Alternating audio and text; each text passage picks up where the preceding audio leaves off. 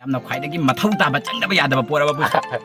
ꯃꯤ ꯇꯧꯗꯥꯏ ꯃꯤ ꯃꯁꯛ ꯎꯖꯥꯗꯦ ꯆꯠꯊꯣꯛꯇꯅ ꯁꯨꯃꯥꯏꯅ ꯐꯝꯖꯅꯗꯤ ꯂꯩꯕ ꯉꯝꯃꯔꯣꯏ ꯉꯁꯤꯁꯦ ꯈ꯭ꯋꯥꯡ ꯇꯦꯛꯄ꯭ꯔꯥ ꯈꯪꯗꯦ ꯑꯩ ꯍꯧꯖꯤꯛꯁꯦ ꯄꯨꯡ ꯀꯌꯥ ꯇꯥꯔꯒꯦ ꯌꯦꯡꯉꯣ ꯄꯨꯡ 3:00 ꯍꯦꯜꯂꯣ ꯃꯌꯥꯝ ꯒꯨꯗ ꯃꯣꯔꯅꯤꯡ ꯗꯣ ꯃꯌꯥꯝ ꯉꯁꯤꯒꯤ ꯚꯤꯗꯤꯑꯣꯁꯤꯗꯤ ꯌꯥꯝ ꯁꯥꯊꯤꯅ ꯅꯨꯡꯉꯥꯏꯕ ꯚꯤꯗꯤꯑꯣ ꯑꯣꯏꯗꯣꯏꯅꯤ ꯀꯩꯅꯣ ꯍꯥꯏꯕꯗ ꯉꯁꯤꯁꯦ ꯑꯩ 24 hours in car ꯑꯗꯨ ꯆꯦꯂꯦꯟꯖꯇꯣ ꯇꯧꯔꯛꯄꯅꯤ ꯑꯗꯣ ꯑꯁꯤꯒꯤ ꯆꯦꯂꯦꯟꯖꯁꯦ ꯑꯩꯈꯣꯏ ꯀꯁꯥꯔꯗ ꯑꯩꯅ ꯏꯍꯥꯟ ꯍꯟꯕ ꯍꯥꯏꯗꯤ ꯇꯧꯕ ꯑꯣꯏꯗꯣꯔꯕꯅꯦꯕ ꯑꯩꯈꯣꯏ ꯀꯁꯥꯔꯗ ꯑꯃꯐꯥꯎ ꯇꯧꯅꯗ꯭ꯔꯤꯅꯦ ꯑꯗꯣ ꯉꯁꯤꯁꯦ ꯑꯩꯅ ꯏꯍꯥꯟ ꯍꯟꯕ ꯇꯧꯗꯣꯏꯅꯤ ꯑꯗꯣ ꯑꯩ ꯍꯧꯖꯤꯛꯁꯦ ꯀꯥꯔꯁꯤꯒ ꯆꯪꯉꯒꯦ ꯇꯧꯕꯅꯦꯕ ꯑꯗꯣ ꯍꯧꯖꯤꯛꯁꯦ ꯑꯌꯨꯛꯀꯤ ꯄꯨꯡ ꯀꯌꯥꯅꯣ ꯇꯥꯔꯤꯁꯦ ꯑꯗꯣ ꯍꯧꯖꯤꯛꯁꯦ ꯑꯌꯨꯛꯀꯤ ꯄꯨꯡ ꯀꯩꯅꯣ ꯇꯥꯔꯦ ꯄꯨꯡ 9:19 ꯍꯧꯖꯤꯛꯁꯦ ꯑꯩ ꯆꯪꯉꯅꯦꯕ ꯒꯥꯔꯤꯁꯤꯒ ꯑꯗꯣ ꯑꯩ ꯁꯨꯡꯊꯣꯛ ꯊꯣꯛꯇꯅ ꯂꯩꯗꯣꯏꯅꯤ ꯉꯁꯤ ꯗꯤꯟꯁꯤꯃ ꯍꯥꯏꯗꯤ ꯆꯥꯕ ꯊꯛꯄ ꯑꯃ ꯂꯣꯏꯅ ꯉꯁꯤ ꯑꯁꯤ ꯒꯥꯔꯤꯁꯤꯒ ꯂꯩꯗꯣꯔꯤꯃꯤ ꯉꯁꯤ ꯑꯗꯣ ꯍꯧꯖꯤꯛ ꯑꯌꯨꯛꯀꯤ ꯄꯨꯡ ꯍꯥꯏꯗꯤ ꯑꯩ 28 ꯁꯤꯗꯤ ꯑꯗꯨꯝ ꯑꯩ 30 ꯍꯥꯏꯗꯣꯏꯅꯦꯕ ꯑꯗꯣ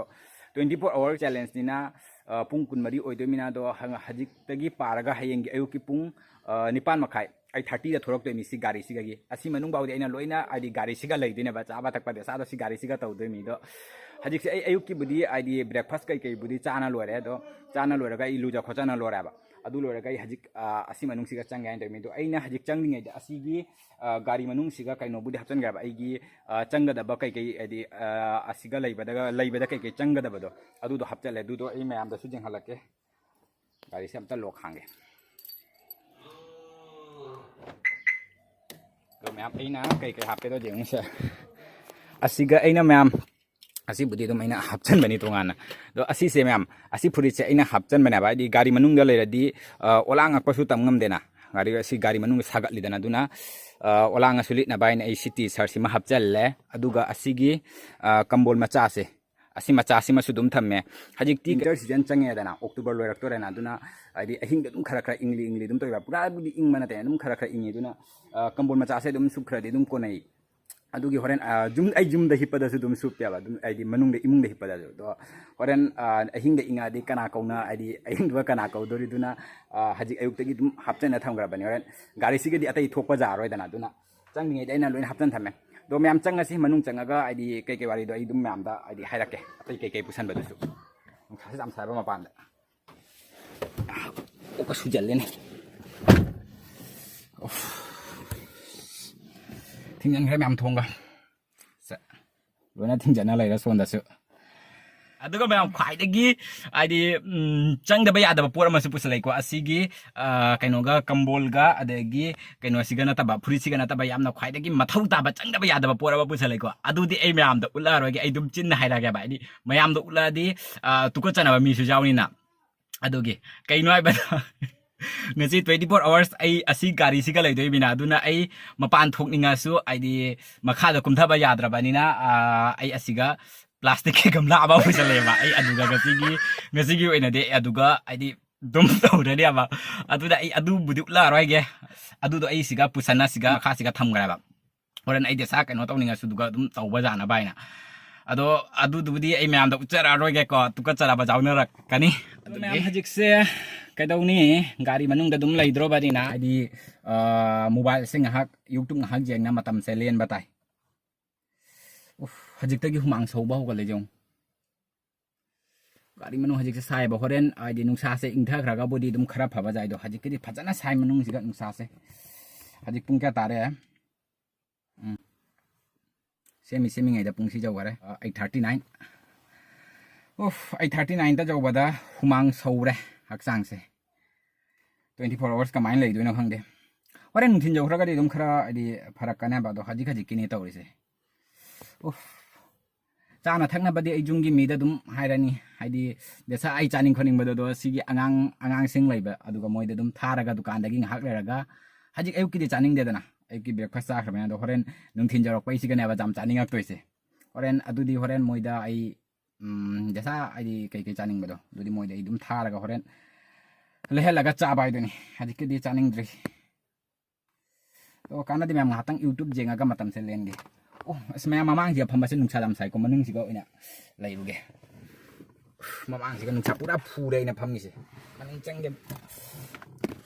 ꯃꯅꯤꯡꯗ ꯐꯝꯃꯒꯦ ꯃꯅꯤꯡꯒꯤ ꯕꯦꯛ ꯁꯤꯠꯇ ꯁ꯭ꯋꯥꯏꯗꯅ ꯈꯔ ꯅꯨꯡꯉꯥꯏꯒꯗꯕ ꯃꯥꯜꯂꯦ ꯁ꯭ꯋꯥꯏꯗꯅ ꯈꯔ ꯐꯔꯦ ꯃꯅꯨꯡꯗꯤ ꯂꯣꯏꯔꯦꯍꯦ ꯃꯃꯥꯡꯗꯗꯤ ꯀꯩꯅꯣꯅ ꯅꯨꯡꯁꯥꯅ ꯁꯤꯒ ꯑꯣꯏꯔꯒꯅ ꯃꯣꯕꯥꯏꯜꯁꯦ ꯊꯝꯐꯝ ꯂꯩꯇ꯭ꯔꯤꯕ ꯑꯁꯣꯝꯗꯅ ꯃꯣꯕꯥꯏꯜꯁꯦ ꯊꯝꯐꯝ ꯂꯩꯔꯤꯕ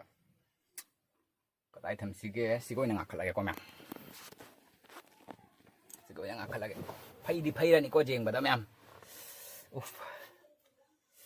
ꯑꯩ ꯐꯤ ꯑꯃꯁꯨ ꯄꯨꯁꯜꯂꯛꯑꯣ ꯍꯥꯏꯒꯦ ꯃꯣꯏꯗ ꯑꯩ ꯖꯥꯡꯅ ꯇꯧꯕꯗ ꯍꯥꯏꯗꯤ ꯄꯣꯠ ꯆꯩ ꯈꯔ ꯄꯨꯁꯜꯂꯛꯄ ꯀꯥꯎꯔꯦ ꯑꯗꯣ ꯑꯩ ꯍꯧꯖꯤꯛ ꯐꯤ ꯃꯇꯦꯛ ꯑꯃ ꯄꯨꯁꯜꯂꯛꯑꯣ ꯍꯥꯏꯒꯦ ꯍꯨꯃꯥꯡ ꯇꯩꯊꯣꯛꯅꯕꯅꯦ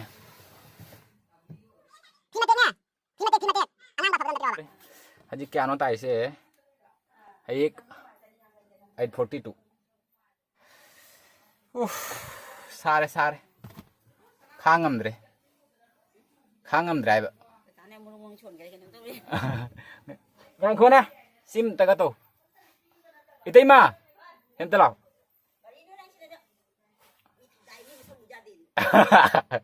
ꯃꯤ ꯇꯧ ꯇꯥꯏꯌꯦ ꯃꯤ ꯃꯁꯛ ꯎꯖꯥꯗꯦ ꯃꯌꯥꯝ ꯌꯨꯇꯨꯕ ꯌꯦꯡꯅ ꯃꯇꯝ ꯂꯦꯜꯂꯤ ꯀꯪꯂꯩ ꯄꯤꯌꯥꯔꯒꯤ ꯑꯁꯤ ꯌꯦꯡꯉꯤ ꯃꯥꯀꯤ ꯅꯍꯥꯟ ꯊꯥꯒꯠꯂꯛꯄ ꯚꯤꯗꯤꯑꯣꯗꯣ ꯌꯨꯇꯨꯕ ꯌꯦꯡꯉꯒ ꯃꯇꯝ ꯂꯦꯟꯕ ꯗꯤꯟ ꯂꯦꯟꯕ ꯇꯥꯏ ꯅꯠꯇ꯭ꯔꯗꯤ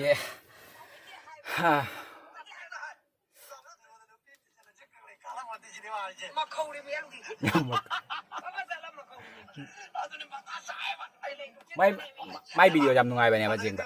ꯃꯌꯥꯝ ꯉꯥꯛꯇꯪ ꯂꯩꯔꯒ ꯑꯃꯨꯛ ꯊꯦꯡꯅꯁꯦ ꯑꯩ ꯁꯨꯃꯥꯏꯅ ꯍꯣꯜ ꯄꯨꯝꯅꯃꯛ ꯚꯤꯗꯤꯑꯣꯁꯦ ꯅꯝꯃꯗꯤ ꯑꯣꯈꯥꯛ ꯍꯥꯏꯗꯤ ꯚꯤꯗꯤꯑꯣꯁꯦ ꯁꯥꯡꯈꯤꯕ ꯌꯥꯏꯗꯨꯅ ꯉꯥꯏꯍꯥꯛ ꯂꯩꯔꯒ ꯀꯩ ꯇꯧꯕ ꯈꯣꯠꯄꯗꯣ ꯑꯗꯨꯝ ꯍꯥꯏꯗꯤ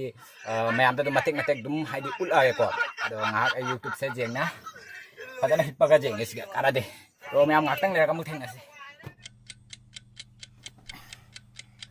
ꯃꯌꯥꯝ ꯍꯧꯖꯤꯛꯁꯦ ꯄꯨꯡ ꯀꯩꯅꯣ ꯇꯥꯔꯦ 10:44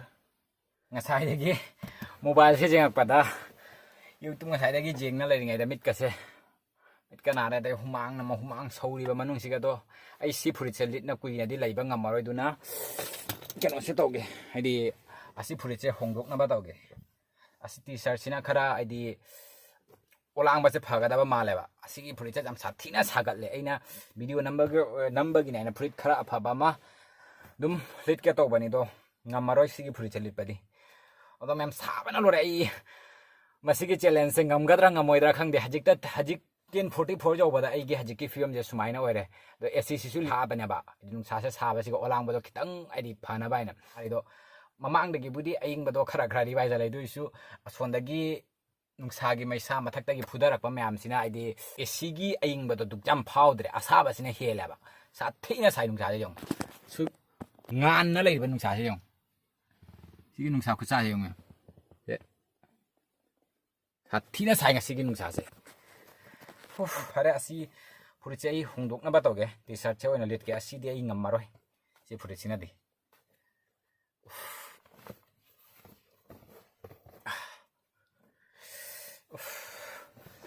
ꯑꯁ ꯁꯤꯁꯨ ꯈꯔ ꯐꯒꯗꯕ ꯃꯥꯜꯂꯦ ꯁꯤ ꯇꯤ ꯁꯥꯔꯠꯁꯦ ꯂꯤꯠꯂꯗꯤ ꯍꯧꯖꯤꯛ ꯁꯝꯅꯥꯒꯁꯤ ꯐꯥꯔꯦꯅꯦ ꯀꯣꯛꯀꯁꯨ ꯌꯥꯗ꯭ꯔꯦ ꯍꯨꯃꯥꯡꯁꯤꯅ ꯑꯂꯣꯏꯕꯤꯅ ꯑꯩ ꯐꯤ ꯃꯇꯦꯛ ꯀꯥꯏ ꯇꯥꯛꯑꯣ ꯑꯗꯣ ꯍꯧꯖꯤꯛꯁꯦ ꯆꯥꯛꯁꯨ ꯂꯥꯝꯁꯜꯂꯦꯕ ꯑꯗꯣ ꯆꯥꯛꯁꯦ ꯂꯣꯏꯗ꯭ꯔꯤꯕ ꯈꯪꯗꯦ ꯑꯗꯣ ꯄꯨꯡ 12 ꯄꯨꯡ 12ꯀ ꯍꯦꯟꯖꯜꯂꯗꯤ ꯆꯥꯛꯁꯨ ꯂꯣꯏꯔꯅꯤ ꯑꯗꯣ ꯊꯣꯛꯄ ꯌꯥꯗ꯭ꯔꯕꯅꯤꯅ ꯕꯥꯔ ꯀꯧꯕꯁꯨ ꯃꯣꯏꯁꯨ ꯁꯥꯎꯒꯠꯂꯦꯕ ꯍꯥꯏꯗꯤ ꯑꯩꯅꯁꯨ ꯄꯣꯏꯂꯥ ꯇꯧꯕꯅꯤꯅꯅꯦ ꯍꯥꯊꯨ ꯇꯧꯕꯗꯨꯒ ꯑꯗꯨꯗꯒꯤ ꯀꯔꯤ ꯄꯨꯁꯟꯗꯣꯏꯅꯣꯁꯨ ꯈꯪꯗꯕꯅꯤꯅ ꯆꯥꯅ ꯊꯛꯅꯕꯗꯣ ꯗꯨꯛ ꯌꯥꯝ ꯆꯥꯎꯗ꯭ꯔꯦ ꯑꯗꯨꯏ ꯃꯊꯛꯇ ꯑꯩꯅ ꯉꯁꯥꯏ ꯕ꯭ꯔꯦꯛꯐꯥꯁ ꯃꯇꯨꯡꯗ ꯆꯪꯉꯛꯄꯅꯤꯅ ꯑꯗꯨꯅ ꯆꯥꯅꯤꯡ ꯊꯛꯅꯤꯡꯕꯗꯣ ꯑꯃꯠꯇ ꯄꯣꯛꯇꯕ ꯑꯌꯨꯛꯇ ꯑꯣꯏꯕꯅꯤꯅ ꯑꯗꯣ ꯁꯤ ꯃꯇꯝꯁꯦ ꯌꯧꯁꯜꯂꯛꯑꯗꯤ 11 ꯄꯨꯡ 13ꯒ ꯌꯧꯁꯜꯂꯛꯑꯗꯤ ꯑꯗꯨꯝ ꯆꯥꯛꯁꯦ ꯍꯥꯏꯗꯤ ꯂꯥꯝꯁꯜꯂꯛꯇ꯭ꯔꯅꯦ ꯑꯗꯨꯅꯦꯕ ꯍꯧꯖꯤꯛ ꯇꯧꯔꯤꯁꯦ ꯑꯗꯣ ꯃꯄꯥꯟꯗ ꯂꯩꯔꯝꯃꯗꯤ ꯑꯩ ꯑꯗꯨꯝ ꯀꯩ ꯄꯨꯊꯣꯛꯅ ꯆꯥꯔꯗꯩꯗꯣ ꯃꯣꯏꯁꯨ ꯃꯅꯨꯡꯗ ꯂꯣꯏꯅ ꯆꯪꯅꯈ꯭ꯔꯦ ꯆꯥꯛ ꯍꯥꯏꯗꯤ ꯊꯣꯡꯅꯔꯤ ꯃꯥꯅꯦ ꯑꯗꯣ ꯍꯧꯖꯤꯛꯁꯦ ꯉꯥꯏꯍꯥꯛ ꯉꯥꯏꯔꯁꯤ ꯉꯥꯏꯍꯥꯛ ꯉꯥꯏꯔꯒ ꯑꯩ ꯍꯣꯔꯦꯟ ꯂꯟꯁ ꯃꯇꯝꯗꯣ ꯑꯗꯨ ꯌꯧꯔꯒ ꯑꯃꯨꯛ ꯃꯌꯥꯝꯗ ꯑꯗꯨꯝ ꯎꯠꯂꯛꯀꯦ ꯀꯔꯤ ꯊꯣꯡꯉꯤꯕꯗꯤ ꯈꯪꯗꯦ ꯑꯗꯣ ꯃꯣꯕꯥꯏꯜꯁꯤꯁꯨ ꯌꯦꯡꯃꯟꯅ ꯃꯤꯠꯀ ꯅꯥꯁꯜꯂꯦꯕ ꯑꯗꯨꯅ ꯉꯥꯏꯍꯥꯛꯇꯪ ꯍꯥꯏꯗꯤ ꯍꯤꯞꯀꯦ ꯇꯧꯕꯁꯤꯁꯨ ꯁꯥꯕꯁꯤꯅꯅꯦ ꯇꯨꯝꯕꯗꯣ ꯉꯝꯗꯔꯦ ꯊꯤꯟꯒ ꯆꯧꯔꯗꯤ ꯑꯗꯨꯝ ꯅꯨꯡꯁꯥꯁꯦ ꯏꯪꯊꯈ꯭ꯔꯗꯤ ꯑꯗꯨꯝ ꯍꯤꯞꯄ ꯈꯣꯠꯄꯗꯣ ꯌꯥꯕꯅꯦ ꯐꯖꯅ ꯃꯃꯥꯡꯁꯤꯒꯗꯤ ꯉꯝꯃꯔꯣꯏ ꯍꯥꯏꯅ ꯑꯩ ꯃꯅꯤꯡꯁꯤꯒ ꯂꯩꯔꯕꯅꯤ ꯃꯃꯥꯡꯁꯤꯒꯗꯤ ꯄꯨꯔꯥ ꯍꯥꯏꯗꯤ ꯁꯣꯝꯗꯒꯤ ꯅꯨꯡꯁꯥꯗꯣ ꯄꯨꯔꯥ ꯐꯨꯕꯅꯤꯅꯅꯦ ꯃꯃꯥꯡꯁꯤꯒꯗꯤ ꯐꯅ ꯑꯦꯁꯤ ꯊꯥꯔꯁꯨ ꯂꯩꯕ ꯉꯝꯃꯣꯏ ꯑꯗꯨꯅ ꯁꯤꯒ ꯃꯅꯤꯡꯗ ꯂꯩꯔꯤꯅꯤ ꯍꯥꯏꯗꯤ ꯃꯅꯤꯡꯒꯤ ꯕꯦꯛ ꯁꯤꯠꯁꯤꯒ ꯐꯝꯃꯤꯁꯤꯅꯦꯕ ꯑꯗꯣ ꯑꯁꯤꯒꯅ ꯈꯔ ꯐꯔꯦ ꯄꯣꯠꯁꯦ ꯑꯗꯣ ꯃꯌꯥꯝ ꯉꯥꯏꯍꯥꯛ ꯂꯩꯔꯒ ꯑꯃꯨꯛ ꯊꯦꯡꯅꯔꯁꯦ ꯑꯩ ꯉꯥꯏꯍꯥꯛꯇꯪ ꯑꯗꯨꯝ ꯀꯃꯥꯏꯅ ꯂꯦꯟꯕ ꯍꯥꯏꯗꯨꯅꯤ ꯃꯣꯕꯥꯏꯜ ꯈꯔ ꯌꯦꯡ ꯌꯨꯇꯨꯕ ꯈꯔ ꯌꯦꯡ ꯑꯗꯨꯗꯒꯤ ꯈꯔ ꯍꯤꯞ ꯇꯧꯗꯅ ꯉꯁꯤꯒꯤ ꯗꯤꯟꯁꯦ ꯂꯦꯟꯕ ꯇꯥꯔꯦ ꯃꯌꯥꯝꯁꯨ ꯑꯗꯨꯝ ꯃꯨꯔꯝꯒꯅꯤꯗ ꯑꯦꯁꯤ ꯊꯥꯅꯣ ꯇꯥꯔꯛꯏꯕ ꯍꯨꯃꯥꯡꯁꯤꯡꯁꯦ ꯌꯦꯡꯉꯨ ꯈꯨꯠꯁꯤꯒ ꯌꯦꯡꯉꯨ ꯇꯧꯔꯤꯁꯦ ꯐꯨꯔꯤꯠꯁꯦ ꯌꯦꯡꯉꯨ ꯃꯌꯥꯝ ꯃꯃꯥꯡꯒꯤ ꯁ꯭ꯋꯥꯏꯁꯤꯁꯨ पुरी चिना चोट पम चु खंग दिने स्वाई सिंग याम चोली से नंगन जे नन थरा फम बद स्वाई यो दो मैम हजिक से चाक लंच टाइमिंग जौरे दो आई ममांग दा खले मनिंग दा फमना चाबदुदि नुंगाय रोयना दो हजिक से पुंग रि आ ngai ko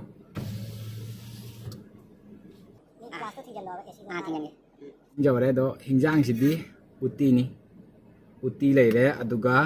असिगा कनो लेरे पकौड़ा थोंबा मा जावरे अदुगा इकाई थबी मेटपा मा जावरे उतरे को तो मैम सी से चानबा तौरगे इसिंग खरांगना लोरे ngasai ising puthoroksu kaaraba ai ising sidi ngasi je likna thakke tawbani mapan do toina thokdana ba as khut chi su ham dini ham gem da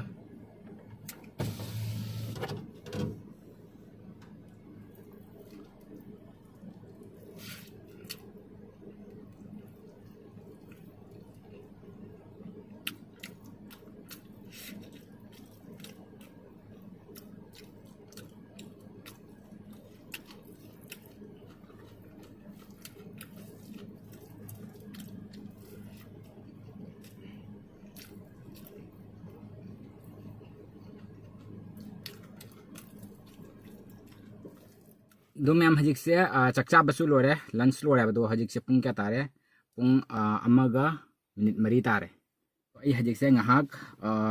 mobile से यूट्यूब ngahak ओलगा खिपना बताओगे दो हजिक से आई मैम मनिंग नोंदा चलागे बा आई मनिंग गे seat तने मनिंग गे seat ता ओइना चलागा ngahak YouTube से जेंगागा दुगगी hak tumba याब्रा जेंगे दो ma'am कोना मुक फंगरसी आई होरेन खांग बंगम्ब्रा ngамद्रा तो आई ngasi ge 24 hour asigi challenge se ngambra ngamdra do mayam ngahak leraga dum jengminarase do ma'am आई से mobile जिंगम बदगी ngahak tum muraba nungthin je do haji khogolak pada 3:38 tarame 3:38 tarame haji se do haji se ai ngahak koi thu ga na to bane ba koi thok pai di gari si ga dum koi doi mine asmaina ai gari manung si ga di फमजन नदी को सुमाइना दुम चथोक्तना सुमाइना फमजन नदी लैबा ngamaroiduna ai akoi yambam dhaine bai ding haktang akoi town je uru leraga dum lak chaina di matam dusu chatkhiba ai khangaudana ba duna matam du chatkhiba chatkhiba do khangaudana ba duna ngakhtang ai di chatlaga dum ai di kai kaino dum khara chaga da ba charaga dum gari se mai leraga dum hala amuk hala chaina ne do hari mi do masu hajik tu me ba da ngakhtang leraga de hogo ai di hogolani do hogolaga dum ai di chatminarani do chatlaga dum ai myam dai di jenghalake am aina 24 hours challenge tawise asi se ai 24 hours mak ai di 24 hours tu gi pungsing du gi video do adu di haparoi ai di hapta jada ba part to dum hapakana ba ai di 24 hours mak ki video do hapadi minute kya jawgari dum kallo aduna mayam na ida matik hape aina ai se ai di chit tawrai na khanbi gano ai di mayam su tum khalo 24 hour mak ki minute odi kyam jawgi ne na duna hajik se ai ngahak leiraga dum tho ani do mayam hajik se ai ngahak tang leiraga dum live thajara ke ko live tharaga dum mayam da su ai se kamaina lei kholi do ai dum mayam da su dum ucharakani do mayam yengmina si ai se ngahak tang leiraga di dum koiba tho na ba do tho ga dum kari kari to bo do ai dum mayam da ai di uslake do ngahak le ka mu phangnar si mayam wa ta kali puja heng diwali gi sem sari to bisong koi di thoe hajik gari da sika charger leire sai si charge pan leire mi aduga sonda leire gi kambol duna ngahak aina to gi koi thu ge to hajik pung kya no pung kya tare mangar pone bos pung manga jau dore no matam da smaina koi thodi khang bai di khang amaroi ba koi na dum aina dum ayuk ta gi gari diga dum phamjan na leire ba na matam se ichat chat ba dum ain tong leire duna hajik ngahak thu ge to bani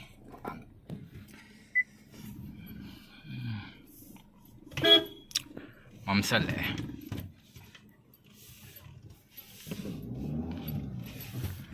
sige ke dum sa ge ma'am sai jawra si na khoi gi kanot ne ba nungai thongai duni as asige si jawna sige gi se so ba bi se hana khoi angang wen ngi da dam charam mi se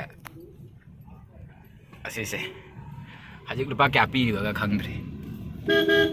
siga misti dukan ni sin atai fuska dum da le fuska cha sira khangdi fuska cha sira momo cha sira Siyempre.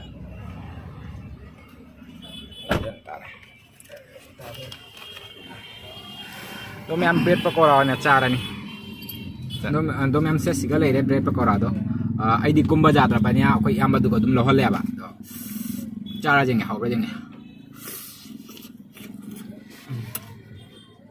अदो ma'am 24 hours सुमाइना car challenge तो बजे सुमाइना कोई कोई ना खुद ना तौबो ओइदिने आइदि मतम से चटखिबा अमुक केना खंगौरोयबा आइना जुमना दुम आइदि जुमदा दुम मफम अमदा लेसना जुमदा खंगे देसा अमदा खंगे देसा अमदा खंगे दुम मफम अमदा दुम लेसना तौबसे सिना मतम से जाम गाइबा वायबा माया ngak thlo ba he mind to press ore duga matam ju chakhiba khangau de ba han le wa se hangau do mem hajik se khoi hale do mam su mam sal le jong thanda ta ba khoi lak pa se do hajik se pung kya na tai se pung 7:17 ta le do hajik se khoi yamba do budi kum ngare do ai ta ngai hawda bagari ji ga le ri se do ngahak le raga di akhoi gi dinner matam su dum jora ani adi ngan budi khara budi ngali ne akhoi gi dinner timing se pung 9 makhai dagi 8 gi manung siga dum tawre ban thang gi akhoi gi chak se ado ai budi hajik cha san la abania hajik ki dei di lamdre duna kasu kai de khara the ga su mem hajik se adi matam se ngai ba wani horen dinner do tawbol wa dai dum tumba thema dum jare ban thang gi ado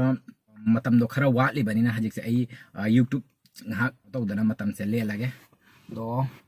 makha da maning da oina chalage ko mem maning si na khwai nungai ba ai si smaina haidaraga hippa khotpa do ai dukam thoina haina de maning siga tharo tharo ona bek sit siga leiba do adu tu no khwai de pam je ya baina adu mem kanum jeng halak mem diwali gi moi sem sa ba hore do diwali gi do jong sonda ase oi lighting tawri mem si jong papa ta pham lai do kali puja sibudi date 31 ne ba do ngasi sina date 29 ne do num kali puja jaudingai dum adi humni mari ni mamang dagi dum sumaina khoi mai jumthong khuding mang ne mai gi sumaina dum ka tunisia se than na adi sajai khochai na dum tawri aduga kali puja se loi khraga dum mari manga ni matung ba sumaina dum adi thana tham na ya ba ado kali puja nu michidi ko sathi na phaje adi jumthong khuding mak ne akhoi swai siga akhoi kasar khangde akhoi kasar gi wang sto nang tawnaram gani ko akhoi kasar gi jumthong sing sidi loina mai gi jum se akoi ba se loina candle than dana aduga gi lambi da su adi mai gi lambi do aduga su candle than dana sathi na phaje adi sandaga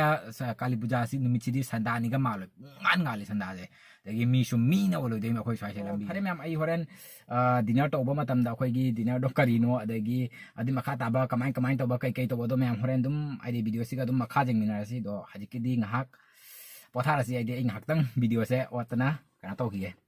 time pass to ki na ta di smaina phamna lei ba di mina dum angau ta ni maning doi na chat lagi ma maning dana ijam comfort oya ba maning da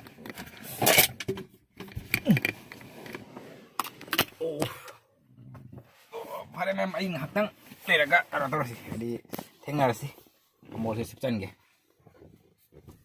ma'am I ngasi ja khwang tek pra khang de ai nga sai dagi sona maning de hip tana mobile jeng na laire adu gi apha amuk pham me smain tawna pa pham ga taw dai khwang je pura loi re adu ga ka de khamra asigi hip ani na sai gi lukham se lukham siga ka dori akhoi gi nungdam ai di mon khang ba tawna ne kok se na ba na akhoi gi smaina nga tha ba se smaina nga tha ba bau na ba na loi re do ma'am hajik se pung 8 ga minute mari ta re udre lai china back camera de ngalake to ma'am से hajik se pung 8 ga minute mari tare na manga jaw khare hajik do hajik se akhoi gi chakcha ba matam su jawre chak su lore do aina puthoro budi hai khare do asigi phone ma cha se aina ngasai id mobile apak pam pairam dra ne adu do mama oina moi nungti gi moi chak tok lora ga akhoi meteron dum film jeng ba duna pi khare moi id film do jeng nawaina duga ina asigi akhoi gi jumgi ahen ba mobile macha amalai laya do asi se ina dum pungsing adi jeng thok jeng sin ge ko ama si ai video ka pe dana do ai timing se dum mayam da adi uthok using gi damak da ina asigi mobile macha se adi piram moina moida puthok halam mana na tadi horen nungthang da ina dum ahing daga video do ka pa tarasu ahing duga di kana kamaina moidi do intumna khra ning hak le raga do kamaina puthoro hai do ri kana da puthoro hai do ri duna ai dum asi se lahoraba adi horen hudo hujin mathau ta dana ba do amadu gi mathau ta da dana ado kedawni pore takse pora ba pro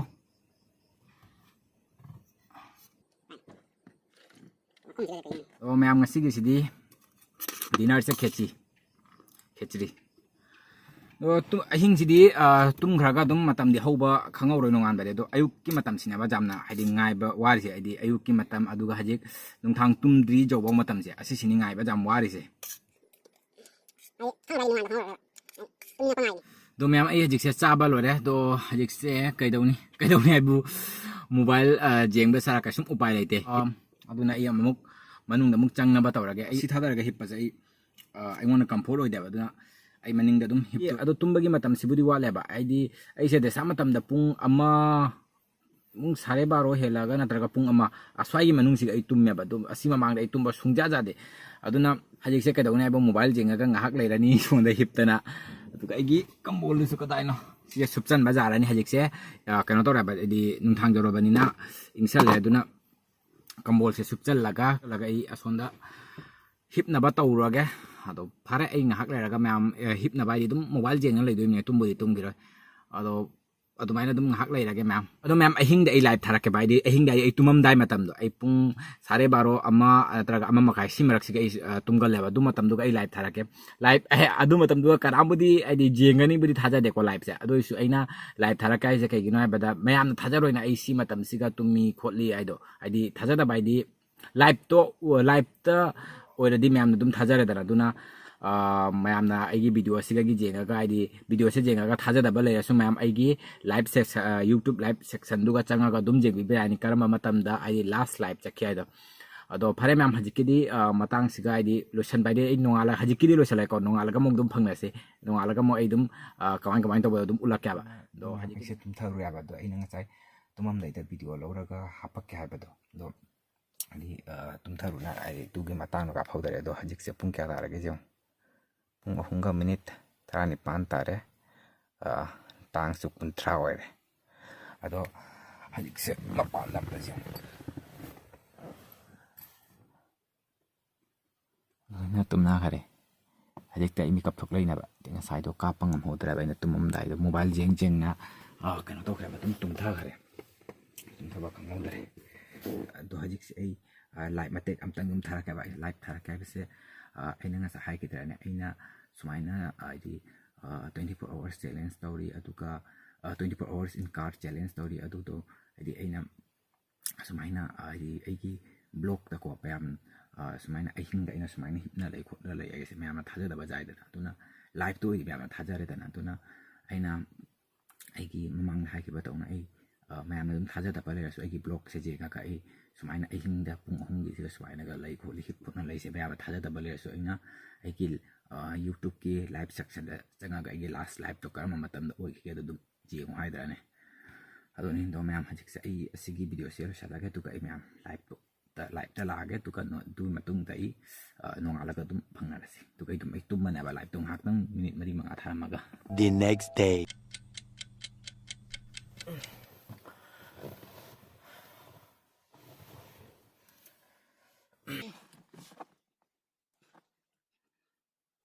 hello ma'am good morning अदो ma'am हजिक से अयुक की पुंग 7:38 तारे दो ngarang से brush पुसलाक्तरा बा दो हजिक से ब्रश तवदि दो हजिक गाड़ी मनुंग सिगा बुदि तवरोने हजिक पुंग 7:38 तारे दना होरेन ngahak leraga dum nipan 8:30 तारनि दो 8:30 दने बैना थोक्तोइसे दो थोगो इन आई दुम ब्रश तो बुदि दum थोगो इन दुम तवरने मैम ngarang से दि ओखा कुइना आई ngarang लाइव थारम मगाने नुंथांग आई पुंग क्या दना पुंथांग पुंग अहुम गिदुगा नत्रैना लाइव थारम बद नुंथांग पुंग अहुम गिदुगा माने लाइव थारम मगा आई दुम ओखा कुइना मुक तुम बजारम दबा पुंग खाइ मुक दुमाइना तुम बजारम दे दुगा गी दुम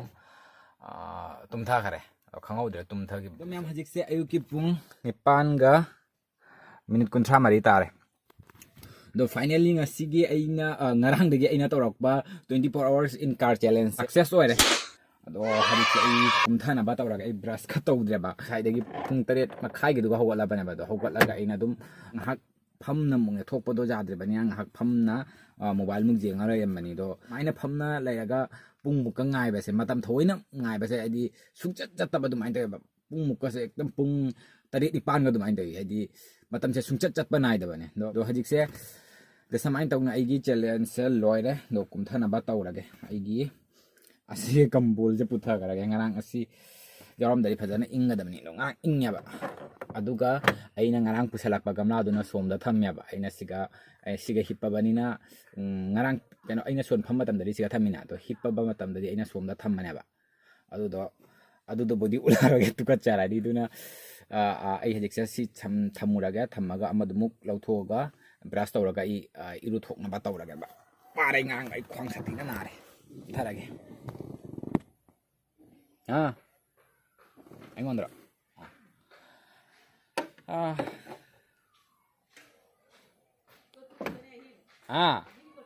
ngarang de gitu Namanya ngarang de yam ho ana video sa si video sa namani tu na ma'am like comment amari share to biba kau bigan no aduka